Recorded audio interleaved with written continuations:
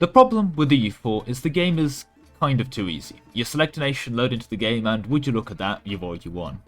If you know what you're doing, the AI never poses a real challenge, and while all starts are certainly not created equal, well, none are really impossible. I mean, Byzantium was considered hard, but honestly, when a strategy as basic as actually just ignore the Ottomans, go invade Naples and establish a power base elsewhere, or grab some allies and just find the Ottomans later at your leisure, is a valid strategy, well, it's not quite impossible, is it?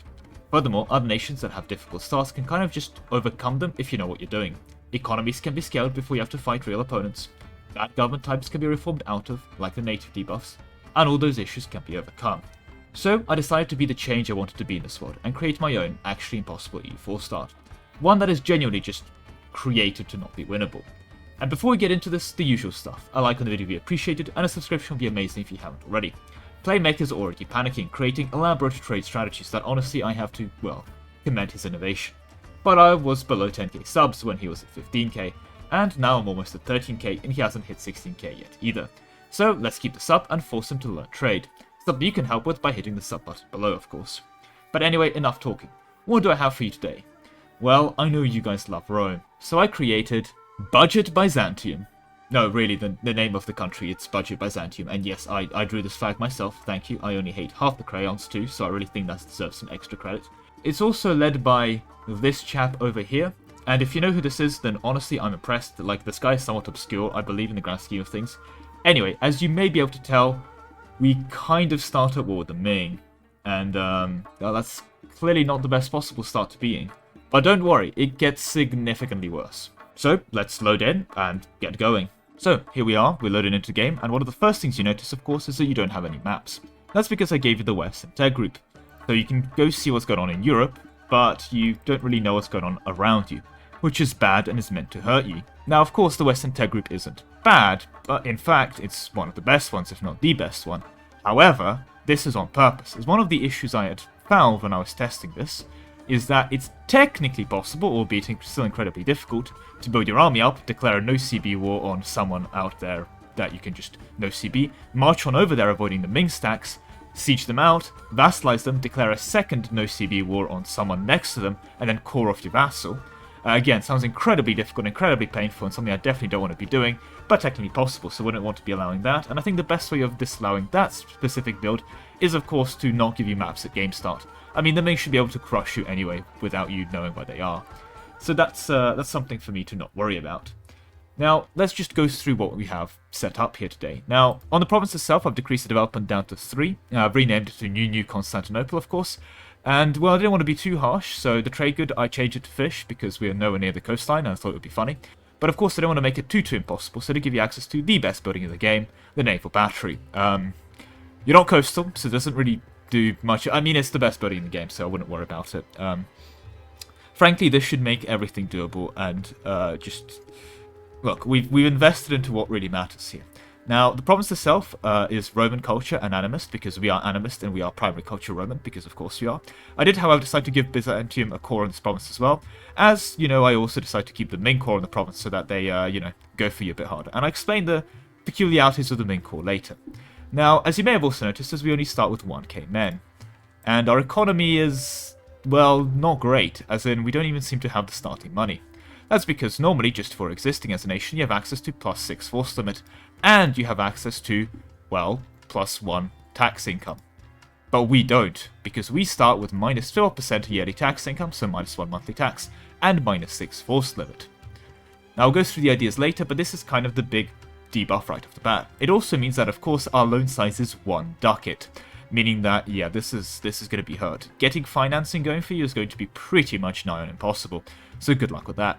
You do have access to the estates. I think that'd be a bit too harsh to get rid of that, and honestly I couldn't be bothered. But one thing I did bother was creating random localizations for fancy army names. Feel free to discover them yourself, there's a bunch I made, so enjoy. I don't know why I bothered creating custom names for ships and stuff like that. No one's going to be doing this. No one's actually going to get a ship as this nation, but there we go. Anyway, that's the thing.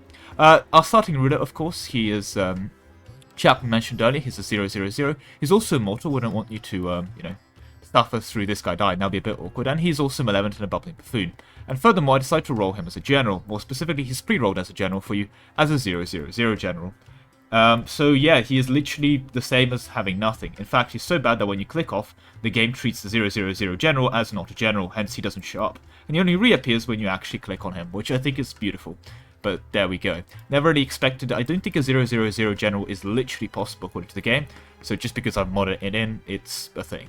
So yeah, something tells me you're still using him as a general because you probably want him to, well, disappear. He can still die from physical violence, so that's something for you to not worry about. Anyway, beyond that, of course, nothing too unique in the government types. We're a Roman lost culture kingdom. We have access to some pretty normal reforms here, nothing too special. Maybe consider an elective monarchy, although you can't really have an election until your guy dies. Otherwise, yeah, diplomacy you start a war with me in the you can't win this war. And the war goal is, of course, your province, so good luck with that. Regarding, though, maybe I gave you some really powerful missions or something. Well, I gave you one. This mission is titled Good Luck. And let's talk about this now. So, the requirements to complete this mission, and this is what I would consider winning the challenge, is, of course, you need to be not a vassal. And you need to be at peace. And the reason I mentioned not a vassal is because I've spent way too long trying to get this. There's no way I can get Ming to actually desire to, well, take your land. They always want to constantly vassalize you. However, at the end of the vassalization period, because they have a core on you in 1454, they just annex you in one day, hence ending your campaign. This kind of gives you a bit more time to work with, but it's not time that's pleasant to work with, is all I will say. Because again, your economy and country is genuinely downright terrible, with the space debuff of -12 Yeti tax and -6 force limit. What do I mean by this? Well, I'll show it later when we actually lose this war, which I'm assuming you're going to be doing. Good luck by some miracle if you attempt to win this war.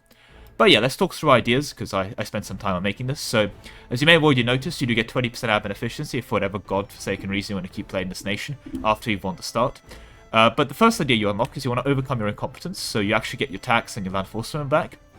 So congratulations, enjoy that to your heart's content, you know, just... The first idea kind of cancels out the debuff. Then I thought that reinforcing things just kind of sucks.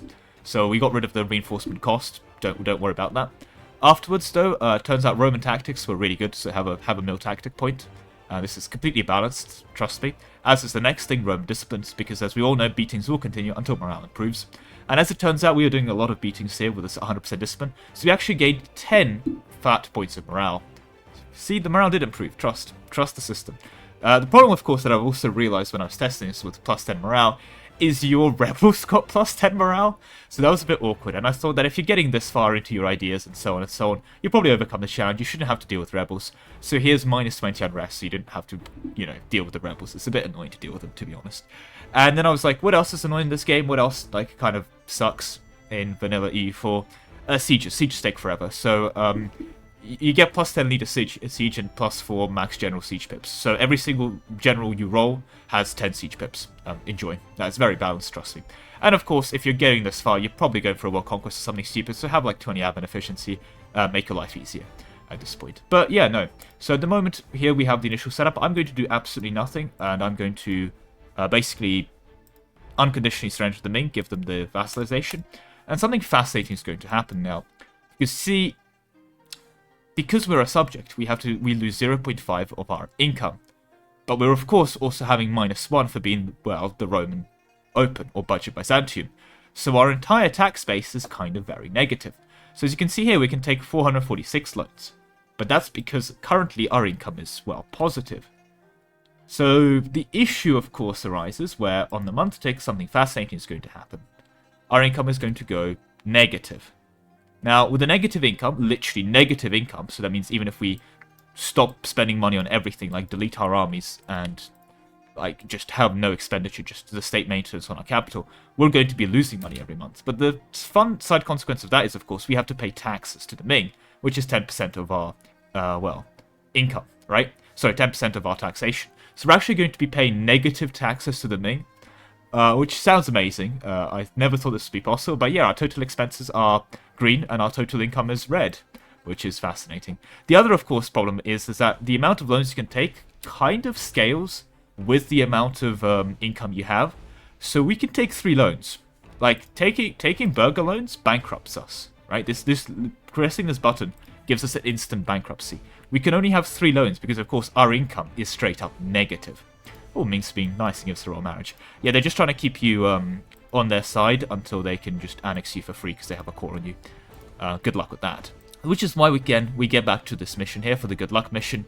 If you are at PC, to not be a vassal. and I'm going to consider being able to complete this mission, which will give you 25 permanent power projection, a win. If you are able to complete this mission, this is a win, and I think that's reasonable. I think doing things like expecting a world conquest and anything excessively stupid is just redundant, because if you can achieve these two conditions, to not be a vassal and be at peace, you could probably achieve a world conquest. There's not much point to testing you on the world conquest, you know, part of the challenge. But yeah, that's about that. So for everyone watching today, and I guess later or whenever you end up watching this, feel free to grab the mod from the top of the description, in the video description, I mean. I do expect a world conquest completed by these guys on my desk by Monday. Memes aside though, I do have a Discord, a link to which can be found in the description and pinned comments, so if you think you're up for the challenge, although again, I think this has pretty much been possible, feel free to give it a go, and if you complete the mission, well, there's a save game bragging channel for you to partake in, as well as a fancy impossible challenge completion roll that I definitely did not just make up while I was writing the script.